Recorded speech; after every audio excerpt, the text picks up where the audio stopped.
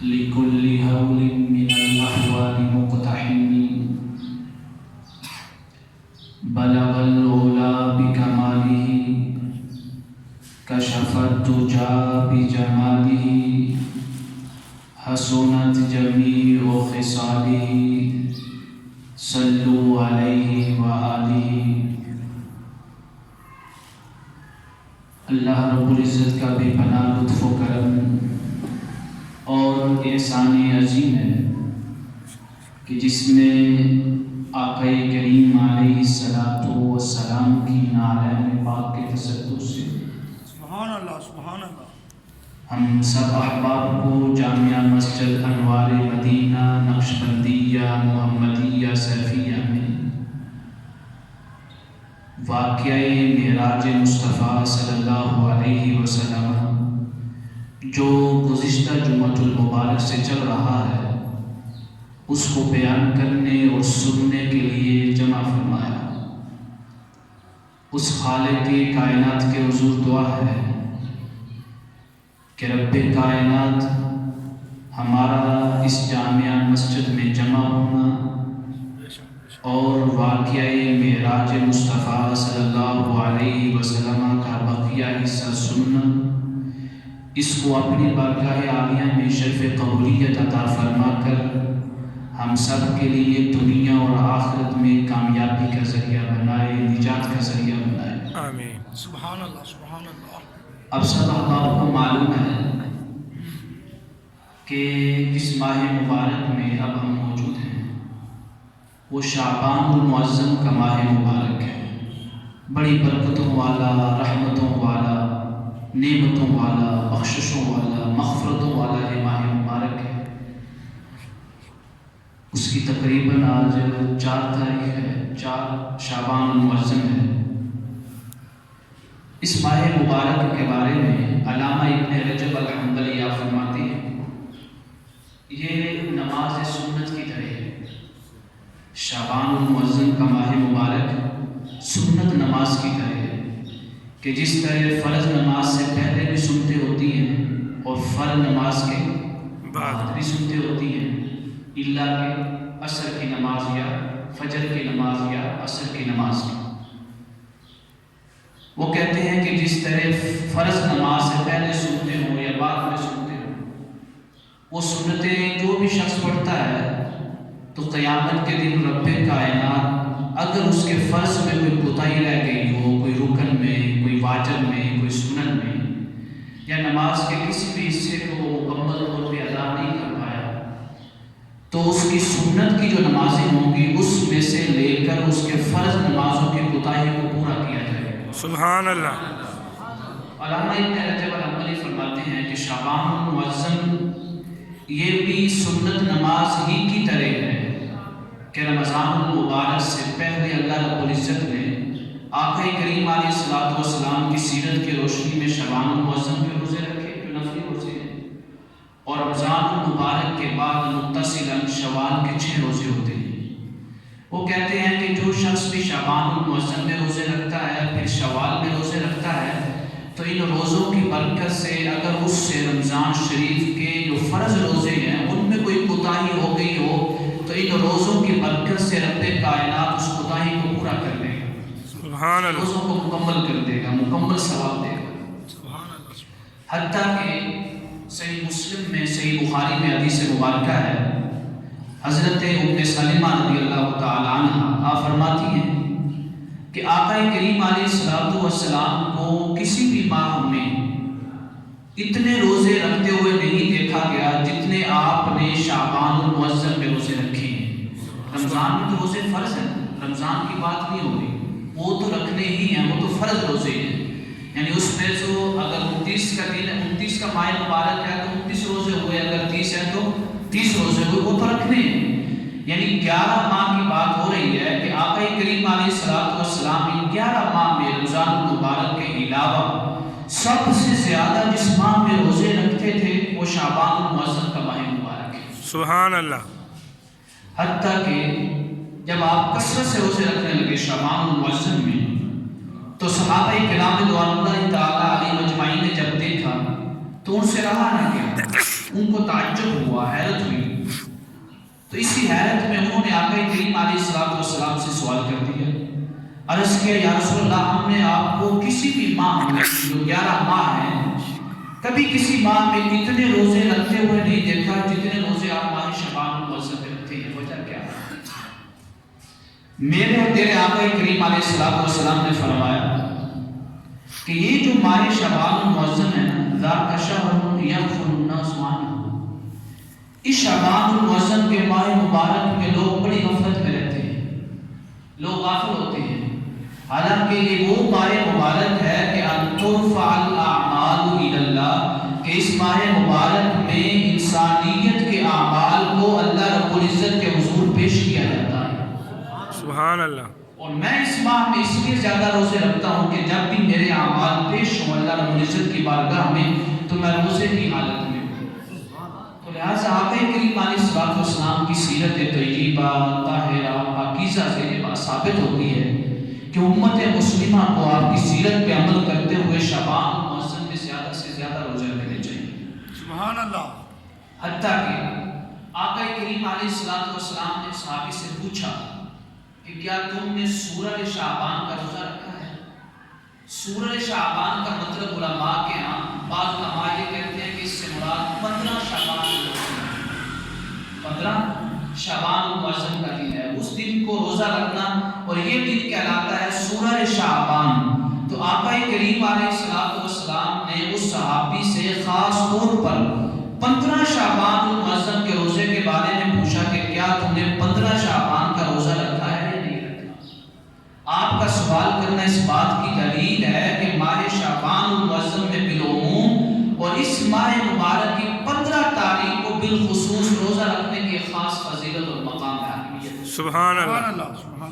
لہٰذا اس ماہ مبارک میں ہمیں زیادہ سے زیادہ روزے رکھنے چاہیے، اور یہ نماز سنت کا کام دیتا ہے. جو فرض روزے آ رہے ہیں آگے، اس میں جو کوتاہی ہو جائے گی شعبان المعظم میں جو روزے رکھے ہوں گے، رب کائنات اس روزوں سے ان کوتاہیوں کو پورا کر دے. حتیٰ کہ صحابہ کرام کے عمل سے یہ بات ثابت ہے کتب صحابہ میں کہ صحابہ کرام رضوان اللہ تعالی علیہ اجمعین جب ماہ رمضان جاتا نا تو ماہ رمضان کے جانے کے بعد میں 6 ماہ تک روتے رہتے تھے. 6 ماہ. یعنی صحابہ کرام رمضان کے فراق میں، ماہ رمضان کی جدائی میں 6 ماہ تک روتے رہتے، اور جب اگلے 6 ماہ آتے تو ان 6 ماہ میں صرف اور صرف رمضان المبارک کی تیاری کرتے تھے، اپنے آپ کو رمضان المبارک کے لیے تیار کرتے تھے. سبحان اللہ. سبحان اللہ. ماہ شعبان المعظم کے بہت سے فضائل ہیں، برکتیں ہیں، اعمال ہیں، جس کو انشاءاللہ تعالی اگلے جمعہ کو مفصلاً بیان کریں گے. اس جمعہ المبارک کو واقعہ معراج جو بقیہ حصہ ہے اس کو مکمل کرتے ہیں. سبحان اللہ. سبحان اللہ. آقا کریم علیہ السلام نے معراج کے واقعہ کو خود بیان فرمایا. خود جو واقعہ معراج ہوا 27 رجب المرجب کو، اس کے 3 حصے ہیں. کتنے حصے؟ 3 حصے ہیں. جو پہلا حصہ ہے مسجد حرام سے مسجد اقصی تک، اس کے درمیان جو رب کائنات نے اپنی نشانیاں دکھائیں، جو معجزات اور قدرات کے ظہور دکھائے، اس سارے سفر کو جو مسجد حرام سے شروع ہوتا ہے اور اس کا اختتام مسجد اقصی پہ ہوتا ہے، اس کو کہتے ہیں واقعہ اسراء. واقعہ اسراء.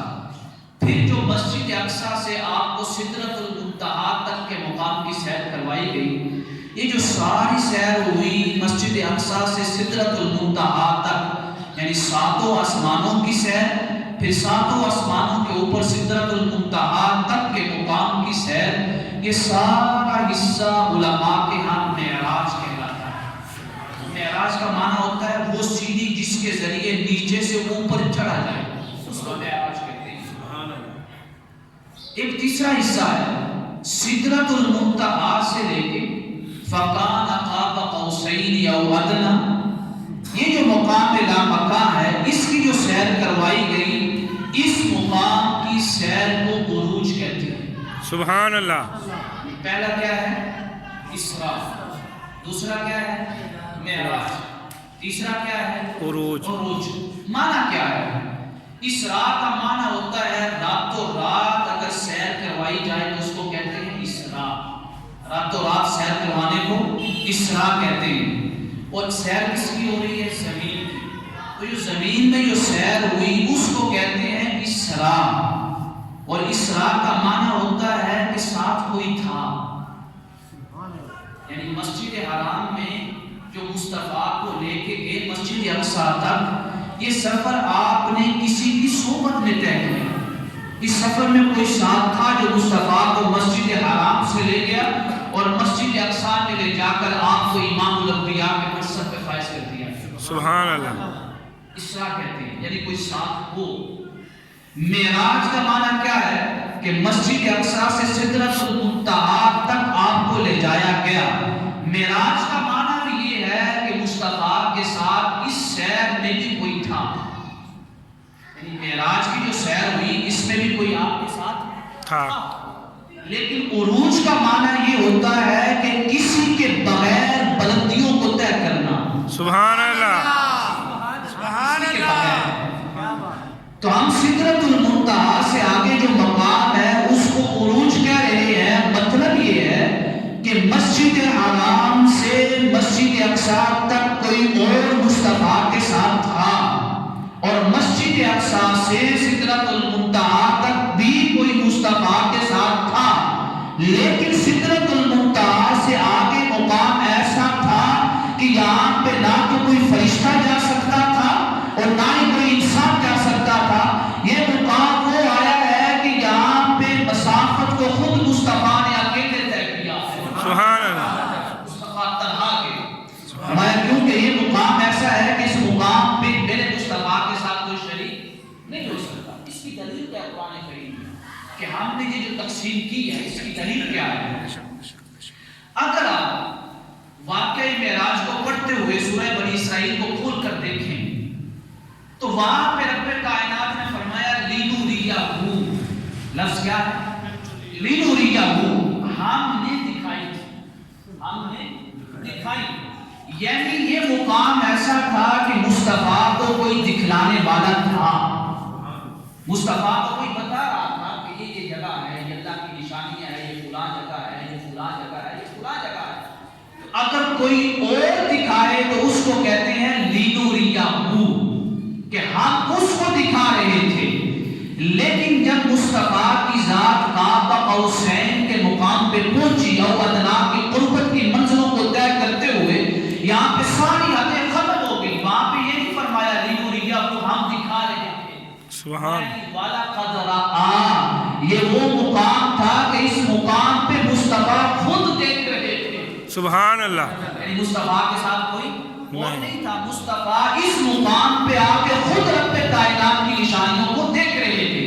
انہی آیات مبارکہ سے واقعہ معراج کے تین حصے ہوئے، پہلا حصہ اسراء ہے، دوسرا معراج ہے اور تیسرا عروج ہے۔ عروج کا معنی ہے بلندیوں کو طے کرنا بغیر کسی واسطے کے۔ یہاں پہ بڑی عجیب بات کی شاہ ولی اللہ محمد رحمہ اللہ، وہ کہتے ہیں کہ یہ نہ کہا کرو کہ مصطفیٰ بلندیوں پہ ہیں۔ بات سمجھیں، اگر آپ ذکر کرو بلندیوں کا تو یہ نہ کہا کرو کہ مصطفیٰ بلندیوں پہ ہے، بلکہ یوں کہا کرو کہ بلندیاں بنی اس لیے کہ ان کے اوپر مصطفیٰ کے قدم لگ چکے۔ سبحان اللہ۔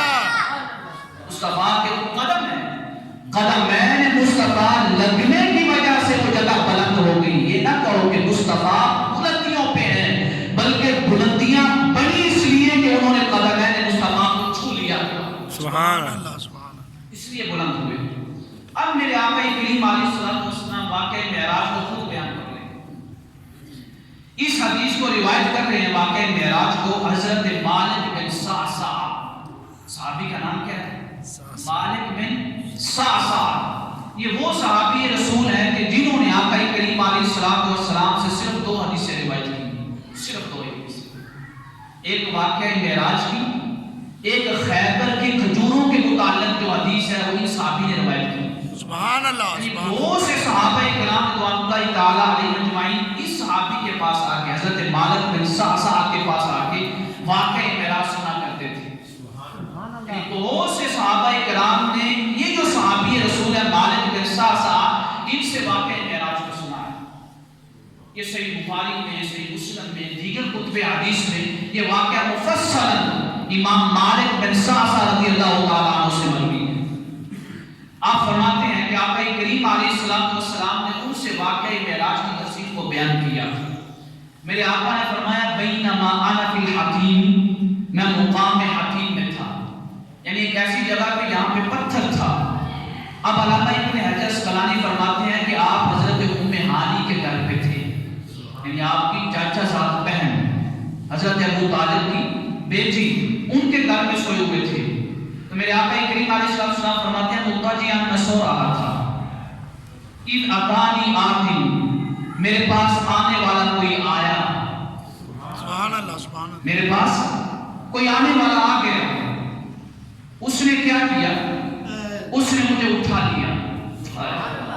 عزت دیکھیں، مصطفیٰ کا مقام دیکھیں۔ اگر آپ کا کوئی شیخ آ جائے، پیر آ جائے، استاذ آ جائے تو زیادہ عزت اور مقام کیا ہوتا ہے کہ آپ اپنے شیخ کو چلنے نہیں دیتے، بلکہ آپ کی خواہش یہ ہوتی ہے کہ میں اپنے شیخ کو یہاں پہ اٹھا کے اس کے مقام تک لے جاؤں، اس کی مسند تک لے جاؤں۔ تو ملائکہ نے آقا کریم علیہ السلام کو چلنے نہیں دیا، بلکہ میرے آقا نے فرمایا تحملوہ، انہوں نے مجھے اٹھا لیا۔ سبحان اللہ، مجھے اٹھا کر پیر زمزم کے پانی کے پاس لے گئے۔ سبحان اللہ، وہاں پہ کیا کیا؟ فشق ما بین حاذی الی حاذی، یہ جو حلق سے نیچے ہے اور ناف سے اوپر تک میرا سارا سینہ جو ہے وہ کھل گیا، سینے کو کھول دیا گیا۔ کہتے ہیں فاستخرج قلبی، جب سینہ کھل گیا تو میرے سینے سے دل کو نکال لیا۔ سبحان اللہ۔ اب آپ مجھے بتائیں، جب تک آپ کے اندر دل کام کر رہا ہے اس وقت تک جان، اس وقت تک جان ہے۔ یہ پہلی اوپن ہارٹ سرجری تھی جس کا تصور سب سے پہلے معراج کی رات انسانیت کو تیرے اور میرے آقا کریم علیہ السلام نے عطا کیا۔ سبحان اللہ۔ امت مسلمہ نے کبھی تحقیق کے کام نہیں کیے، کچھ دور گزرا، اس کے بعد غفلت میں چلی گئی۔ ان کو نہیں پتا چلا کہ واقعی معراج میں اوپن ہارٹ سرجری جس کی تحقیق غیر مسلموں نے کی، سب سے پہلی تحقیق جنہوں نے فرمائی ہے وہ آقا کریم علیہ السلام کی ذات مبارکہ۔ سبحان اللہ۔ دل کو نکال لیا۔ اب یہاں پہ دل کو نکال کر دنیا والوں کو بتانا یہ چاہتے تھے کہ دل کے اندر جان ہے، لیکن اس جان کے علاوہ، یعنی اس جان کے بغیر بھی میرا مصطفیٰ زندہ ہے۔ سبحان اللہ۔ مصطفیٰ جان کا بھی محتاج نہیں ہے۔ تو جب دل نکل جائے تب بھی مصطفیٰ حیات ہے، اور جب دل آپ کے جسم اطہر میں رہے تب مصطفیٰ کیسے مردہ ہو سکتے ہیں؟ یعنی دل نکل جائے تب بھی مصطفیٰ حیات ہیں۔ تو واقعی معراج میں دل کو نکال کر انسانیت کو پیغام یہ دیا جا رہا ہے کہ جس دل میں جان ہے، جب وہ دل مصطفیٰ کے جسم اطہر میں نہیں تھا تب بھی میرے مصطفیٰ حیات تھے، تو جب وہ دل مصطفیٰ کے جسم اطہر میں ہے تو تب مردہ کیسے ہو سکتے ہیں؟ اللہ اعوذ باللہ تعالی۔ میرے آقا کریم علیہ السلام فرماتے ہیں کہ پھر ایک چڑے لایا گیا، ایک برتن لایا گیا، وہ برتن سونے کا بنا ہوا تھا۔ پھر میرے دل کو دھویا گیا، آب زمزم کے پانی سے دھویا گیا، اس کو غسل دیا گیا۔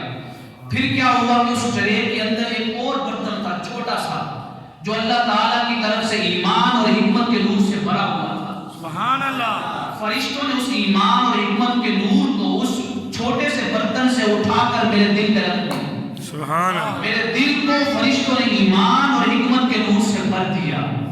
جب ایمان اور حکمت کے نور سے بھر دیا پھر اسی دل کو دوبارہ میرے جسم میں رکھ دیا، سینے میں۔ جب دوبارہ دل کو رکھا گیا اور میرے سینے کو بھی دھویا گیا آپ زمزم کے پانی سے، پھر سینے کو بند کر دیا گیا۔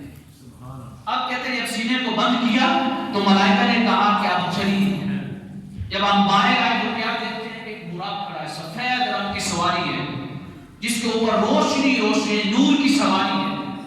وہ مجھے دیکھ کر کھدکنے لگی، یعنی حرکت کرنے لگی، تو کوئی بھی اوپر بیٹھ نہیں سکتا تھا۔ تو جبریل امین آمین ہوئے براق کے پاس، اس کے کان میں کہا کہ آج تیرے اوپر وہ سواری کرنے والا ہے وہ کائنات میں سب سے زیادہ حسین ہے، سبحان اللہ، سب سے زیادہ اعلیٰ ہے، افضل سبحان ہے، اللہ، سبحان بلند و مقام و برتر والا ہے۔ سبحان اللہ، سبحان میرے اللہ۔ آقا کریم علیہ السلام براق میں سوار ہوئے۔ اب آپ یہ واقعہ معراج خود بیان کر رہے ہیں۔ آپ فرما رہے ہیں کہ اس کا قدم اس جگہ پہ جاتا تھا، یہاں پہ اس کی نگاہ ختم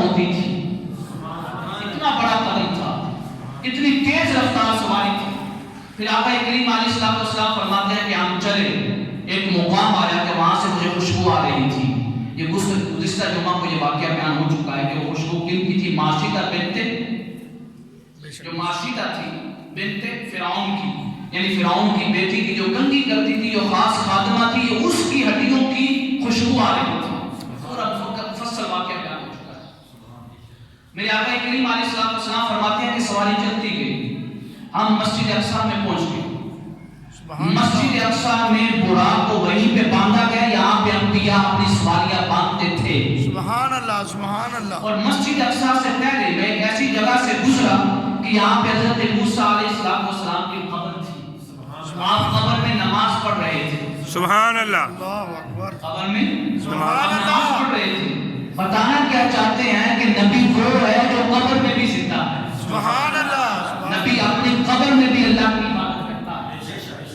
یہی موسیٰ جو قبر میں نماز پڑھ رہے تھے، جب آقا کریم علیہ السلام مسجد اقصی میں پہنچے تو وہاں بھی موسیٰ موجود تھے. پتہ کیا چلا کہ نبی جہاں چاہے وہاں جا سکتا ہے. بے شک بے شک بے شک. وہ کہتے ہیں کہ نبی کیسے آ سکتا ہے؟ نبی جس جگہ چاہے. واقعہ معراج نے یہ بتلا دیا کہ آپ مصطفیٰ کو لامقام پہ لے کے جا رہے ہیں کہ جس جگہ پہ قیامت سے پہلے کوئی نہیں جا سکتا، لیکن مصطفیٰ جا رہے ہیں. تو اگر سدرۃ المنتہا سے آگے لامقام تک مصطفیٰ جا سکتے ہیں تو دنیا تو مقام کے اندر ہے، دنیا تو حدود کے اندر ہے. بے شک بے شک. تو لہٰذا جب مسجد اقصی میں پہنچے، تمام انبیاء کو کہا گیا کہ صفحے بنا لیں. صفحے بن گئے. آقا کریم علیہ السلام حضرت جبریل امین عرض کیا یا رسول اللہ آگے بڑھیے مصلی. سبحان اللہ. میرے آقا کریم علیہ السلام فرماتے ہیں کہ میں مصلی پہ آگے بڑھا، کھڑا ہوا تو کہتے ہیں فصلیت بہم رکعتین، میں نے تمام انبیاء کو 2 رکعت نماز پڑھائی. سبحان اللہ. سب سے اولا والا ہمارا، سب سے بالا والا ہمارا نبی. تمام انبیاء جس کی ابتدا میں نماز پڑھیں ان کو مصطفیٰ کہتے ہیں، ان کو امام الانبیاء کہتے ہیں. میرے آقا کریم علیہ السلام فرماتے ہیں کہ میں نماز پڑھا دی، مکمل نماز ہو گئی. اس کے بعد کیا ہوا؟ فانطلق بی جبریل حتی اتی السماء الدنیا فاستفتحا، حضرت جبریل امین مجھے لے کر آسمان کی طرف چل پڑے. سبحان اللہ. میں نے کہا نا کوئی ساتھ ہے، وہ ساتھ جبریل امین تھے، لے کے چل پڑے. پہلے آسمان پہ پہنچے تو انہوں نے پوچھا من، کون ہے جو دروازے پہ دستک دے رہا ہے؟ قال جبریل، حضرت جبریل امین علیہ السلام نے عرض کیا کہ دروازے پہ میں دستک دے رہا ہوں جبریل. جو دروازے پہ کھڑا تھا اس نے پوچھا ومن معک، تیرے ساتھ کون ہے؟ حضرت جبریل امین نے عرض کیا قال محمد، محمد میرے ساتھ ہے. سبحان اللہ. محمد میرے ساتھ ہیں. قیل وقد ارسل الیہ، کیا آپ کو محمد کی طرف بھیجا گیا تھا؟ حضرت جبریل امین نے عرض کیا نعم، مجھے حضرت محمد مصطفیٰ صلی اللہ علیہ وسلم کی طرف بھیجا گیا ہے. تو ملائکہ نے کہا، وہ جو پہلے آسمان پہ کھڑے تھے، مرحبا بہ، خوش آمدید، آمد مصطفیٰ، آمد مصطفیٰ. سبحان اللہ سبحان اللہ. پہلا آسمان ناروں سے گونج اٹھا، آمد مصطفیٰ، آمد مصطفیٰ، آمد مصطفیٰ. سبحان اللہ سبحان. خوش آمدید، خوش آمدید. یہاں پہ پوائنٹ ہے، ملائکہ کے سردار کون ہیں؟ جبریل امین علیہ السلام. اور کائنات میں سب سے افضل کون ہے؟ آقا کریم علیہ السلام کی ذات پاک. لیکن دروازے پہ دستک دی، دروازے والے نے پوچھا کون ہے، آپ کے ساتھ کون ہے، کہ آپ کو ان کی طرف بھیجا گیا ہے. اس میں سبب کیا ہے؟ رب کائنات بتانا یہ چاہتا ہے کہ تم جتنے بھی بلند بن جاؤ، مصطفیٰ کی سیرت میں تمہارے لیے یہ سبق ہے کہ قانون کی اتباع کرنا، قانون کو فالو کرنا، قانون کی پیروی کرنا. جتنا بھی کوئی بڑے منصب پہ ہو، ہر شخص پہ لازم ہے، ہر شخص پہ ضروری ہے. آقا کریم علیہ السلام قانون کی پابندی کر رہے ہیں تاکہ میری سیرت میں، میری ذات میں، میرے اسوہ حسنہ میں قیامت تک میری امت کو ایک سبق مل جائے کہ قانون کا احترام کرنا. آج کون ہے جو وزیر اعظم ہو، جس کے پاس چھوٹی سی بھی پوسٹ ہوتی ہے، چھوٹا سا بھی منصب ہوتا ہے، وہ قانون کا احترام نہیں کرتا، وہ کہتا ہے میں ہی اکیلے بادشاہ ہوں. آقا کریم علیہ السلام کے ساتھ ملائکہ کے سردار جبریل امین ہیں، وہ بھی دروازے پہ دستک دے رہے ہیں، اجازت لے کے اندر جا رہے ہیں۔ کہتے ہیں دروازہ کھل گیا، جب دروازہ کھلا تو آگے کیا دیکھتے ہیں کہ حضرت آدم علیہ السلام موجود ہیں۔ سبحان اللہ۔ فسلمت علیہ، میں نے حضرت آدم علیہ السلام کو سوال کیا، فرد السلام، حضرت آدم علیہ السلام نے میرے سوال کا جواب دیا اور کہا مرحبا بالابن الصالح والنبی الصالح، نیک بیٹے اور نیک نبی کو خوش آمدید ہے، خوش آمدید ہے، خوش آمدید ہے۔ سبحان اللہ۔ اللہ اکبر۔ کہتے ہیں آگے بڑھے، دوسرے آسمان میں پھر وہی واقعہ ہوا، دروازے پہ دستک ہوئی، پوچھنے والے نے پوچھا کون ہے، جواب دیا گیا۔ تو کہتے ہیں کہ دوسرے آسمان پہ پہنچے تو کیا دیکھتا ہوں کہ دوسرے آسمان پہ حضرت یحییٰ اور حضرت عیسیٰ علیہ السلام دونوں موجود ہیں۔ سبحان اللہ۔ مصطفیٰ انبیاء کی امامت کروا رہے ہیں اور مصطفیٰ کے استقبال کے لیے خود انبیاء کرام آسمانوں میں موجود ہیں۔ سبحان اللہ۔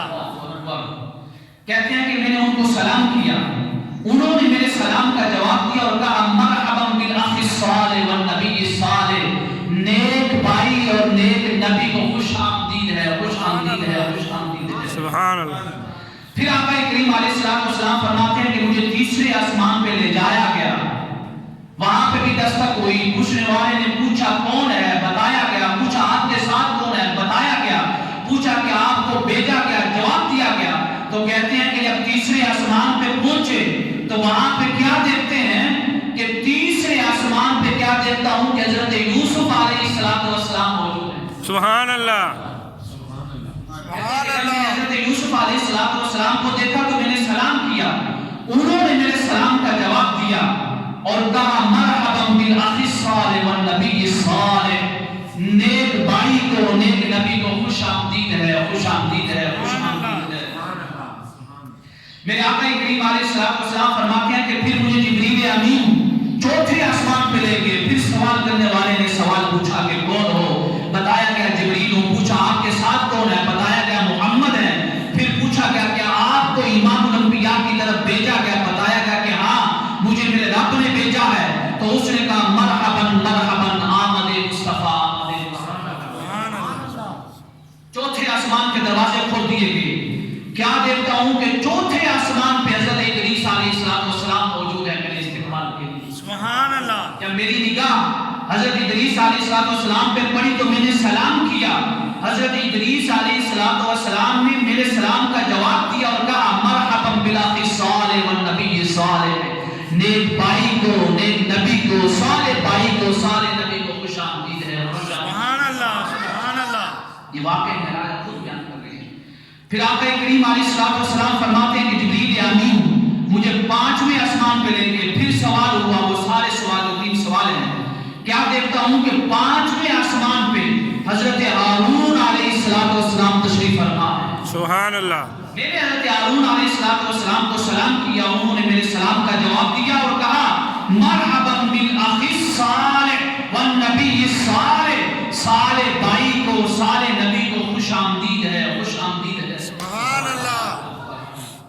پھر میرے آقا کریم علیہ السلام فرماتے ہیں جبریل امین مجھے چھٹے آسمان کی طرف لے گئے، آسمان پہ سوار ہوئے، دروازہ کھل گیا، فرشتوں نے کہا آمد مصطفیٰ، آمد مصطفیٰ، مرحبا مرحبا مرحبا۔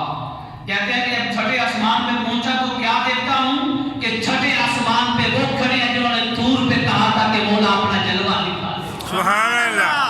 ربی ارینی ربی ارینی، حضرت موسیٰ علیہ السلام وہاں پہ تشریف فرما ہے۔ سبحان اللہ۔ کہتے ہیں جب میں نے حضرت موسیٰ علیہ السلام کو دیکھا تو فسلمت علیہ، میں نے ان کو سلام کیا، انہوں نے میرے سلام کا جواب دیا اور کہا مرحبا بالاخ الصالح والنبی الصالح، مرحبا بالاخ الصالح والنبی الصالح، صالح نبی صالح بھائی کو خوش آمدید ہے، خوش آمدید ہے، مرحبا مرحبا۔ سبحان اللہ۔ سبحان اللہ۔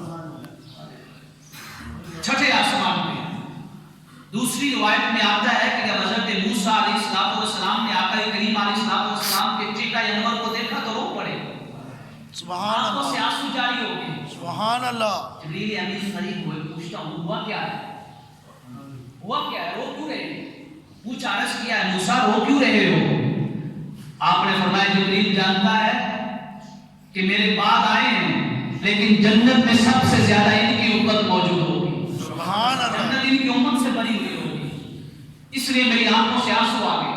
پھر آقا کریم علیہ السلام فرماتے ہیں کہ مجھے آگے لے جایا گیا ساتویں آسمان پہ کیا دیکھتا ہوں کہ دروازے کھل گئے، وہاں پہ حضرت ابراہیم علیہ السلام موجود ہیں۔ سبحان اللہ، حضرت ابراہیم علیہ السلام کو میں نے سلام کیا، انہوں نے میرے سلام کا جواب دیا اور پتہ کیا کہا؟ مرحبا بالابن الصالح والنبی الصالح، نیک بیٹے اور نیک نبی کو خوش آمدید ہے، خوش آمدید ہے۔ سبحان اللہ۔ یہاں پہ ایک اور روایت میں آتا ہے کہ حضرت ابراہیم علیہ السلام نے آقا کریم علیہ السلام سے عرض کیا کہ اپنی امت کو میرا سلام پہنچانا۔ سبحان اللہ، سبحان اللہ، ابراہیم امت مصطفیٰ کو سلام بھیج رہا ہے۔ یہاں پہ علماء نے لکھا، امام علی نے شرح سنن ابی داؤد میں اور دیگر محدثین نے، فقہاء نے لکھا کہ ہم نماز میں درود ابراہیمی کیوں پڑھتے ہیں؟ نماز میں اللہم صلی علی محمد وعلی آل محمد کما صلیت علی ابراہیم وعلی آل ابراہیم انک حمید مجید۔ یہ درود ابراہیمی کیوں پڑھتے ہیں؟ حضرت موسیٰ کا نام کیوں نہیں لیا؟ حضرت عیسیٰ کا نام کیوں نہیں لیا؟ حضرت آدم کا نام کیوں نہیں لیا؟ حضرت یحییٰ کا نام کیوں نہیں لیا؟ یعنی دیگر بھی تو 1.25 لاکھ انبیاء کرام تھے، ان کا نام نہیں آیا، ابراہیم کا نام کیوں آیا؟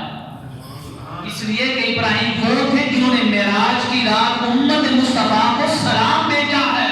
رات کو سلام اتنا پسند آیا، فرما دیا کہ مصطفیٰ قیامت تک جب تک آپ کی امت نماز پڑھتی رہے گی، میرے ابراہیم نے آپ کی امت سے پیار کیا ہے، آپ کی امت اسی محبت میں آپ کی ذات پر درود و سلام پڑھتی رہے گی۔ سبحان اللہ، ابراہیم نے تو ایک دفعہ درود پڑھا نا، سلام پڑھا امت مصطفیٰ پہ، ایک دفعہ فرمایا قیامت تک، کیونکہ آپ کی نبوت ہے، آپ کے بعد تو کوئی نیا نبی نہیں آ سکتا۔ اگر کوئی مانتا ہے تو وہ زندیق ملعون کافر ہے، وہ دائرہ اسلام سے خارج ہے۔ میں قیامت تک میرے مصطفیٰ کی نبوت رہے گی، قیامت تک مسجد میں حی علی الصلاۃ حی علی الفلاح کی آوازیں گونجتی رہیں گی، لیکن یہ پیغام بھی جاتا رہے گا کہ جو میرے مصطفیٰ کی امت پہ ایک دفعہ سلام پڑھتا ہے، رب کو وہ سلام اتنا پسند آیا کہ قیامت تک مصطفیٰ کی نماز میں اس کی ذات پہ درود ابراہیم رکھ دیا گیا۔ سبحان اللہ، اللہ اکبر۔ فرمایا کہ مجھے آگے لے جایا گیا، 7واں آسمان ہے۔ پھر کیا ہوا؟ ثم رفعت الى سدرۃ المنتہى، مجھے سدرۃ المنتہى کی طرف لے جایا گیا۔ فاذا نبقها مثل قلال حجر واذا ورقها مثل اذان الفیل۔ فرمایا ایک درخت تھا، ایک درخت وہ تھا یہاں کے موسیٰ کو دیدار ہوا۔ سبحان اللہ، ایک درخت وہ تھا یہاں پہ مصطفیٰ پہنچے، لیکن جو درخت موسیٰ نے دیکھا، وہاں پہ جو کلام ہوا وہاں پہ آگ تھی، اس سے کلام ہوا حضرت موسیٰ علیہ السلام سے، وہ جو کلام ہوا اس کو پردہ راہ سے اٹھا دیا گیا، سب کو بتلا دیا۔ لیکن میرے آقا کریم علیہ السلام فرماتے ہیں کہ یہ ایسا درخت تھا کہ جس درخت کو فرشتوں کے نور نے ڈھانپ لیا تھا، سبحان اللہ، ہر طرف نور ہی نور تھا۔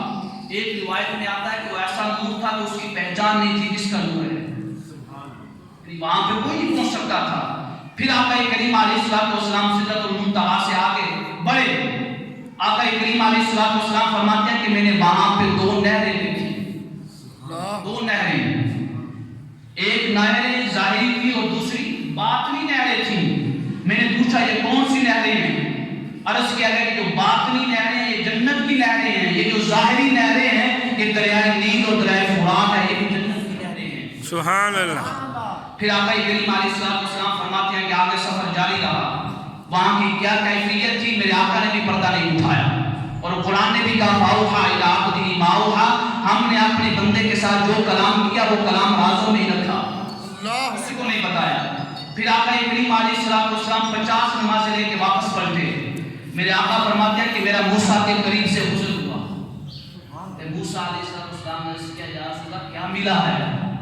سبحان اللہ، سبحان لے اللہ، کے جا رہے ہیں، سبحان آپ نے اللہ، فرمایا کہ 50 نمازیں لے کے جا رہا ہوں، میری امت ہر دن پڑھے گی۔ سبحان اللہ، موسیٰ علیہ السلام نے عرض کیا یا رسول اللہ آپ کی امت 50 نمازیں نہیں پڑھ سکتی، کم کروائیے۔ اللہ اکبر، میرے آقا کریم علیہ السلام فرماتے ہیں کہ واپس پلٹا اپنے رب کی بارگاہ میں. اب یہاں پہ لوگ کہتے ہیں کہ سدرۃ المنتہا پہ جو قاب قوسین ہے، یہاں پہ حضرت جبریل امین قریب ہوئے.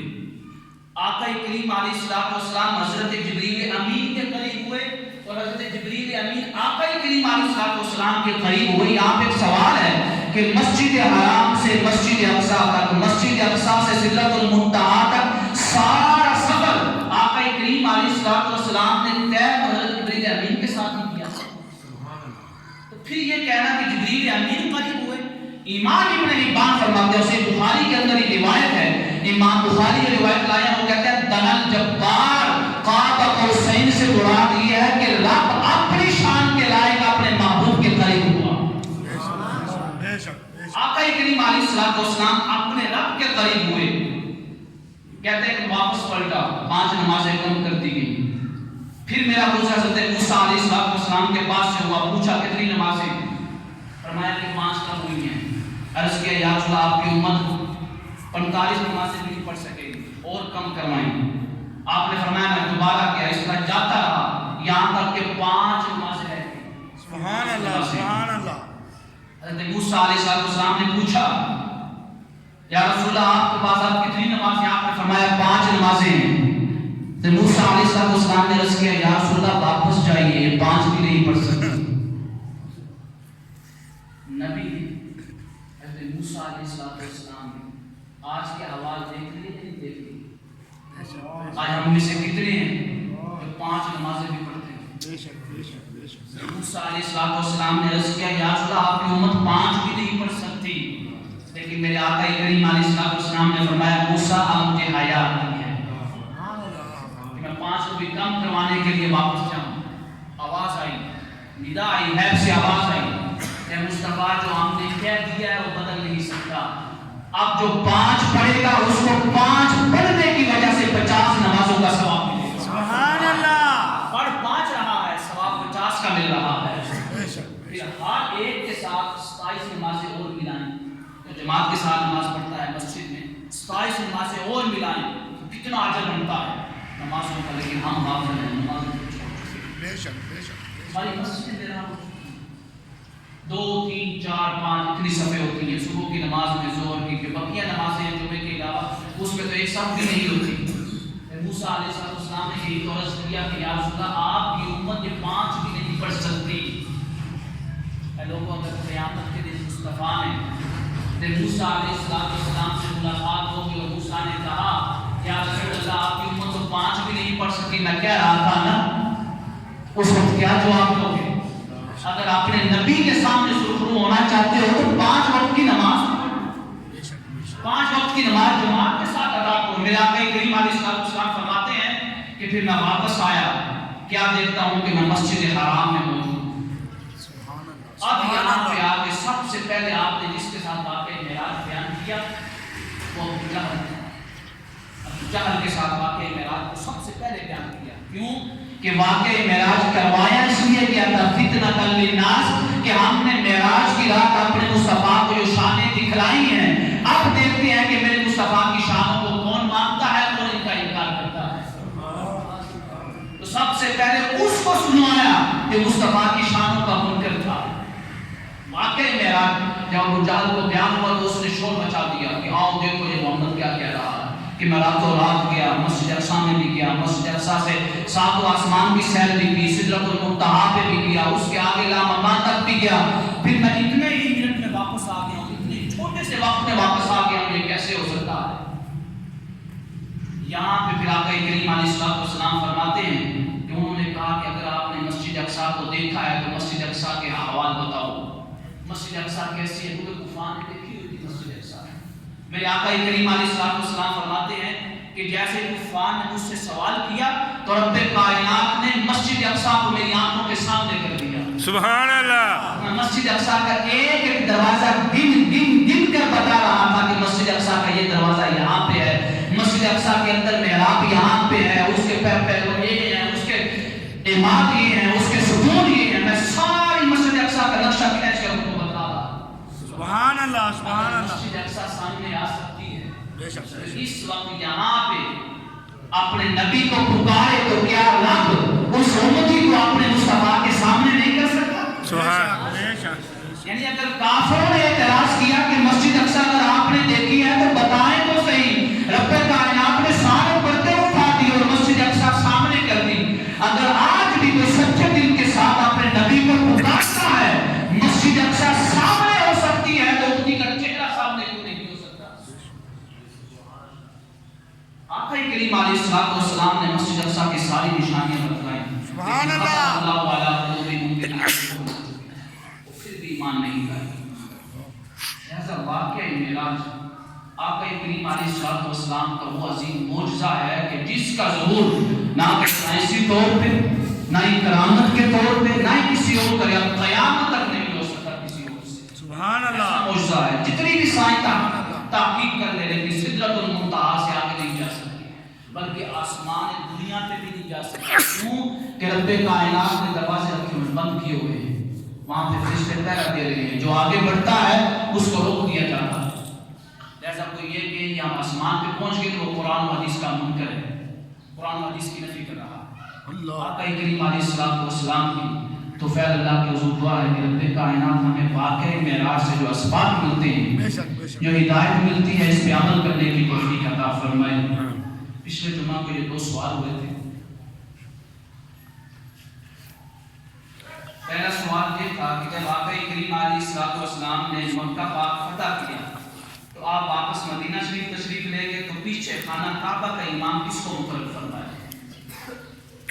یہ تو بات معلوم ہے کہ فتح مکہ کے بعد غزوہ حنین ہوا، غزوہ حنین کے بعد غزوہ طائف ہوا، غزوہ طائف کے بعد آقا کریم علیہ السلام مدینہ شریف واپس تشریف لے گئے۔ اب سوال یہ کہ امام کس کو مقرر کیا؟ آقا کریم علیہ السلام نے 21 سالہ نوجوان کو مسجد حرام مکہ شریف کا امام مقرر کیا۔ سبحان اللہ، اس کا نام تھا حضرت عتبان ابن اسید ابن ابی العریس الاموی۔ 21 سال کی عمر میں مکہ کے امام بنے۔ نام کیا ہے؟ حضرت عتبان ابن اسید ابن ابی العریس الاموی۔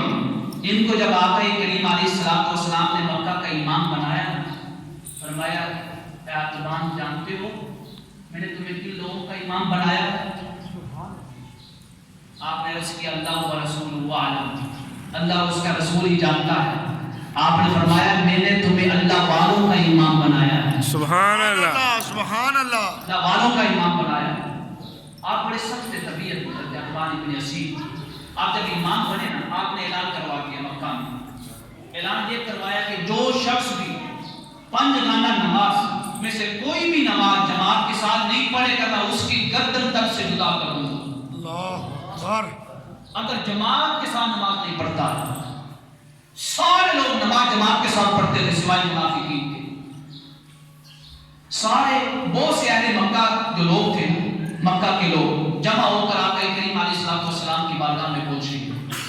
عرض کیا یا رسول اللہ آپ نے جو ہمارے لیے امام مقرر کیا بڑا سخت ہے، آج یہ اگر امام سختی کرتے ہیں نماز میں پہلے چہرے بن جاتے ہیں، چہرے اتنے بنتے ہیں وہ کہتے ہیں امام کوئی جواب دے دو خود کی اصلاح نہ کرنی پڑے۔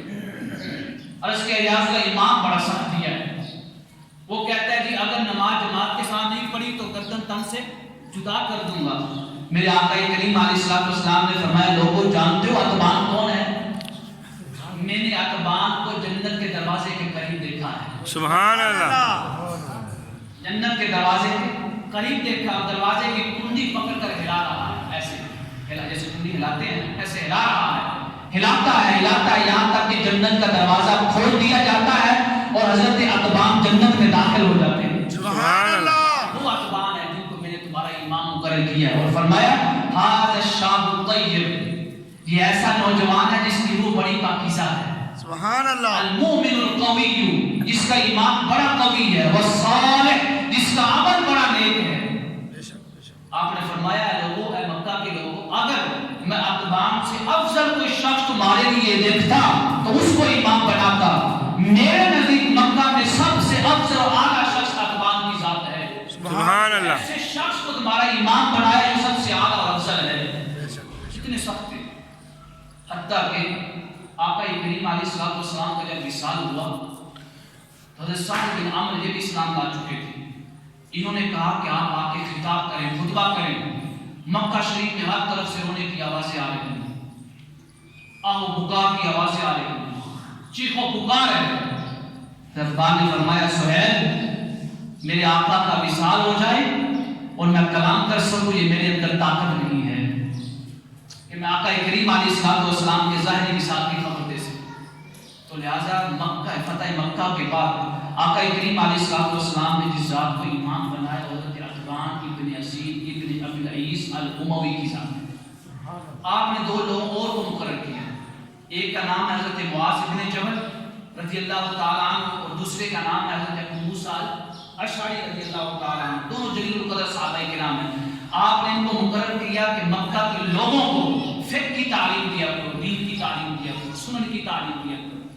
یعنی امام بنایا عتبان ابن اسید کو اور دین کی تعلیم کے لیے مقرر کیا حضرت معاذ ابن جبل کو، حضرت موسیٰ الاشعری کو جو امام بنایا. اس کا معاوضہ مقرر کیا ہر دن کے بدلے 2 درہم، ہر دن کے بدلے 2 درہم. لہٰذا امام مسجد کو امامت کا عوض دینا یہ آقا کریم علیہ السلام کی سیرت پاک سے ثابت ہے اور آپ کی سنت ہے. دوسرا سوال یہ ہے کہ جب کسی عورت کا شوہر وفات پا جائے تو وہ عدت کیسے گزارے گی؟ یہ مسئلہ یاد رکھیں اصولی مسئلہ ہے. عورت وہیں پہ عدت گزارے گی جس گھر میں اس کو طلاق پہنچی ہے، ملی ہے. یعنی زیادہ تر شوہر کا گھر ہی ہوتا ہے تو لہٰذا وہ عدت شوہر کے گھر میں گزارے گی. اب جو اس کے ساتھ جو لوگ ملیں گے نا معاشرے میں وہ 2 قسم کے لوگ ہیں. کتنی قسم کے؟ 2 قسم کے لوگ ہیں. ایک وہ لوگ ہیں جن کے ساتھ نکاح ابدی حرام ہے کہ کسی بھی صورت میں ان کے ساتھ نکاح نہیں ہو سکتا، جن کا بیان سورۃ النساء میں 4 سپارے کے آخری رکوع میں آیا ہے. حرمت علیکم امہاتکم مائیں وبناتکم بیٹیاں واخواتکم وعماتکم وخالاتکم وبنات الاخ. یہ جو سارے رشتے ہیں مثلا چاچوں کے، تاؤں کے، سکے رشتوں کی بات ہو رہی ہے. دور کے رشتوں کی نہیں، دور کا چاچا، دور کا تایا، دور کا ماموں نہیں، سکے رشتے. یہ جو سکے رشتے ہیں جن کے ساتھ نکاح حرام ہے ان سے پردہ کرنا ضروری نہیں ہے. ان کے ساتھ میل جو رکھ سکتی ہے، بات کر سکتی ہے، اٹھ بیٹھ سکتی ہے، ان سے پردہ ضروری نہیں ہے. لیکن وہ رشتے جن کے ساتھ نکاح حرام نہیں ہے یا پھر نکاح حرام ہوا ہے لیکن وقتی طور پہ، کس طور پہ؟ وقتی طور پہ. مثلا بہنوئی کے ساتھ، کس کے ساتھ؟ بہنوئی کے ساتھ. بہنوئی کے ساتھ نکاح ابدی حرام ہے یا وقتی طور پہ ہے؟ ابدی حرام تو نہیں ہے نا. جیسے وہ شوہر طلاق دے گا عدت گزارے گی تو بہنوئی کے ساتھ نکاح ہو سکتا ہے یا نہیں ہو سکتا ہے؟ ہو سکتا. لہذا ایسے رشتے جن کے ساتھ نکاح حرام نہیں ہے یا نکاح حرام ہے لیکن وقتی طور پہ حرام ہے، ان سارے رشتوں سے عدت کے دوران پردہ کرنا ضروری ہے. کسی قسم کی بات نہیں کر سکتے. ہاں اگر بہت زیادہ ضرورت ہو، ایسی ضرورت جس کے بغیر گزارا ممکن نہیں ہے، جو جانی یا مالی نقصان پہنچائے اگر وہ ضرورت پوری نہ ہو، اگر ایسا نقصان پہنچنے کا خطرہ ہو تو پھر ان لوگوں کے ساتھ ضرورت کے تحت آپ بات چیت کر سکتے ہیں، استفسار کر سکتے ہیں. اب سوال یہ ہے کہ عدت کا وقت کب شروع ہوتا ہے؟ یہ بڑا اہم سوال ہے.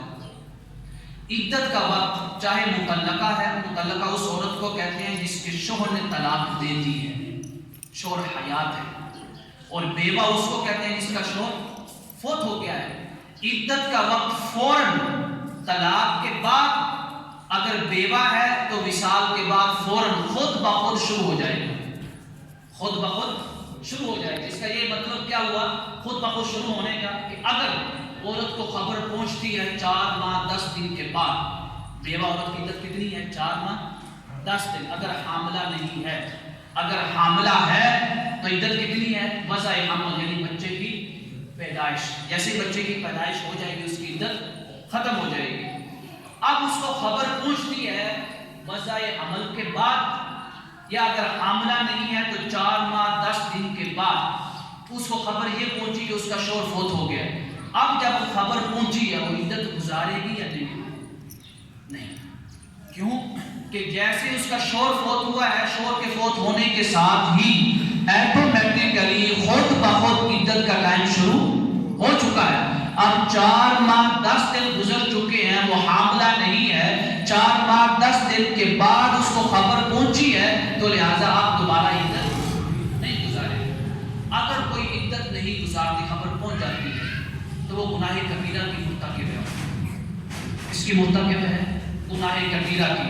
4 ماہ 10 دن یا جو بھی عدت ہوتی ہے اس کو گزارنے کے بعد اس کا نکاح آگے صحیح ہو جائے گا, ٹھیک ہے. لیکن اس نے جو عدت نہیں گزاری ہے, عدت گزارنا عبادت تھی اور حکم تھا, اس نے حکم کی نافرمانی کی, گناہ کبیرہ کی مرتکب ہوئی, اس پہ اللہ کے حضور استغفار کرے, دعائیں مغفرت کرے, توبہ کرے, سچی توبہ. اس کے بعد سوال یہ ہے اس میں کہ کیا دماد سے پہلے, دماد سے پردہ ہے یا نہیں, کیونکہ دماد سے پہلے اس کا کوئی رشتہ نہیں تھا, یعنی بانجے بھتیجے یا اس طرح کا کوئی رشتہ نہیں تھا, تو کیا دماد سے پردہ ضروری ہے یا نہیں. قاعدہ ہے کہ جیسے ہی بیٹیوں کے ساتھ نکاح ہوتا ہے, کس کے ساتھ, کسی کی بیٹی کے ساتھ آپ نے نکاح کیا نا, نکاح جیسے ہی آپ نے ایجاب اور قبول کیا ہے, نکاح ہو گیا دونوں طرف, نکاح کے ہوتے ہی, نکاح کا عقد ہوتے ہی اس جو آپ کی بیوی ہے اس کی ماں آپ پہ حرام ہو جائے گی, حرام ہو جائے گی, ابدی حرام. آپ بعد میں اگر طلاق دے بھی دیتے ہیں تو آپ کی نکاح اس کے ساتھ نہیں ہے. قرآن کیا کہا, امہات نسائکم, تمہاری بیویوں کی مائیں, تمہاری بیویوں کی مائیں. یعنی یہ مسئلہ تھوڑا دقیق ہے. اگر کسی کی بیٹی کے ساتھ آپ کی شادی ہوئی ہے, جیسے ہی نکاح کا عقد مکمل ہوا ہے اس کی ماں حرام ہو گئی. اب جب ماں حرام ہے اور ابدی حرام ہو گئی, تو کیا پھر اس سے پردہ کرنا چاہیے؟ نہیں, اس سے پردہ کرنے کی ضرورت نہیں ہے. لہٰذا دماغ سے پردہ کرنے کی ضرورت نہیں.